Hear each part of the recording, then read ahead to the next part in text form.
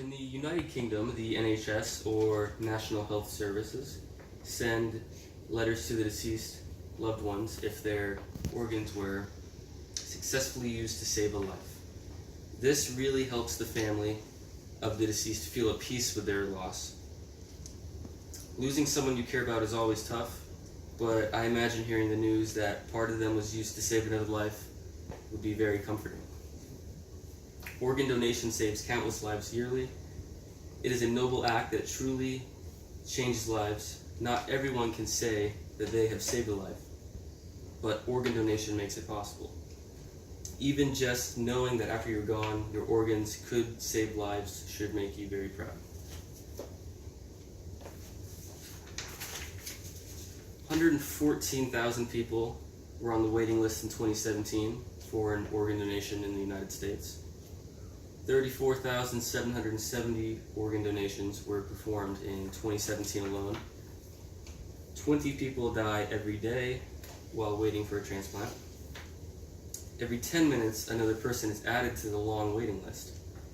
And the rate at which people are added to the waiting list is greater than the rate of organ donations. Believe it or not, you do not need to be healthy to be an organ donor. Most organs will work just fine regardless of your health.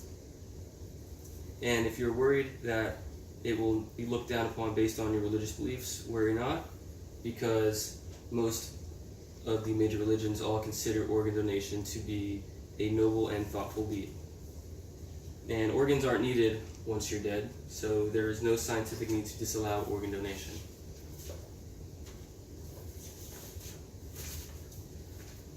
Organ donation is vital to our community. One person has the potential of saving 8 lives. There are over 100,000 people currently waiting for an organ transplant, and they do not know if they will ever get the transplant either. They live their life in fear of not knowing, and sometimes lose all hope in getting to the bottom of the waiting list. Most Americans actually support organ donation, but only about 54% of Americans are registered organ donors. If this percent is increased, we would see substantially fewer people on the waiting list. One person can donate 8 life-saving organs: a heart, 2 lungs, a liver, a pancreas, 2 kidneys, and intestines.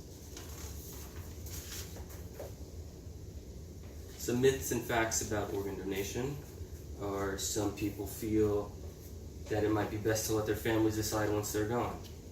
But most families will choose not to allow for organ donation because they simply do not know if they would have wanted that if it was never brought up in the past. Another myth would be organ donation disfigures the body and makes it unpresentable. But the fact is, transplanting organs is a specialized procedure taken with extreme caution and expertise. The body will not be disfigured. And another myth is, if I'm a donor, a doctor won't try as hard to save my life. But the fact is, doctors do not even consider that possibility for organ transplant until the patient has passed. It is always 100% the goal to save the life in question. At this point, a doctor won't even know if the organs are viable for transplant, so why would they want to risk the life in front of them for the possibility of another? Most people are actually willing to accept an organ donation, should they ever need one. However, 46% of all Americans still aren't registered organ donors. If you are willing to accept an organ, you should be willing to give one up after you're gone.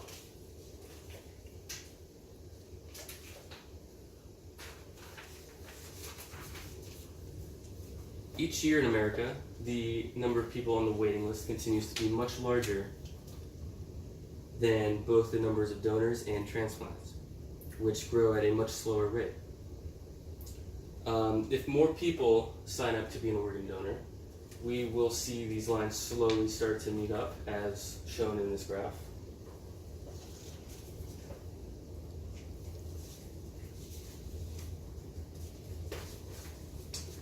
So sign up to be an organ donor today. Donating organs is one of the greatest gifts you can give someone.